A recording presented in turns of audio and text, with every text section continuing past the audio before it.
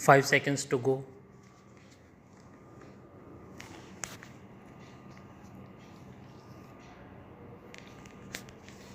Start. They have taken 3 months' time from 19th October 2023 to 19th January 2024 for inspection of unrelied upon documents despite repeated directions from the learned trial court to conclude the same expeditiously. It is to be noted that there are around 69,000 pages of documents involved in both the CBI and the ED matters. Taking into consideration the huge magnitude of the documents involved, it cannot be stated that the accused is not entitled to take a reasonable time for inspection of the said documents. In order to avail the right to fair trial, the accused cannot be denied the right to have inspection of the documents, including the unrelied upon documents. It is further to be noted that a perusal of the second order of this court would itself reveal that this court recorded the submissions of the learned Solicitor General, which were made on instructions that the investigation would be concluded and final complaint charge sheet would be filed expeditiously and at any rate on or before 3rd July 2024. Accordingly, 8th charge sheet has been filed on 28th June 2024 by the ED.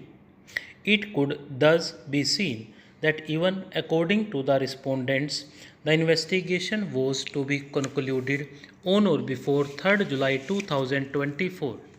In that view of the matter, we find that the contention raised by the learned ASG is self-contradictory.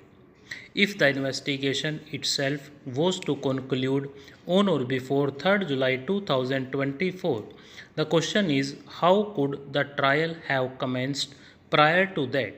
If the investigation itself was to conclude after a period of 8 months from the date of the first order of this court, there was no question of the trial being concluded within a period of 6 to 8 months from the date of the first order of this court. We find that both the High Court and the trial court have failed to take this into consideration.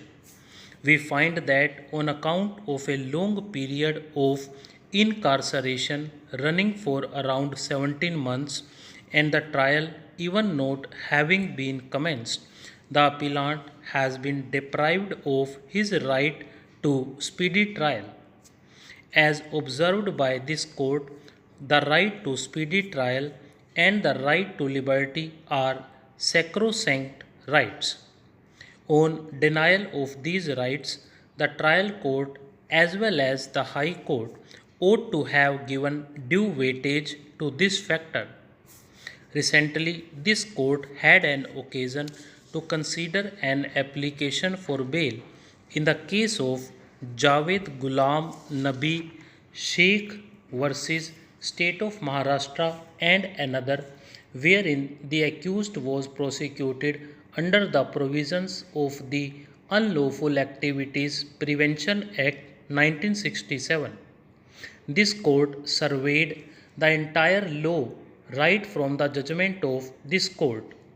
The court observed thus: if the state or any prosecuting agency, including the court concerned, has no wherewithal to provide or protect the fundamental right of an accused to have a speedy trial as enshrined under Article 21 of the Constitution, then the state or any other prosecuting agency should not oppose the plea for bail on the ground that the crime committed is serious. Article 21 of the Constitution applies irrespective of the nature of the crime. Stop.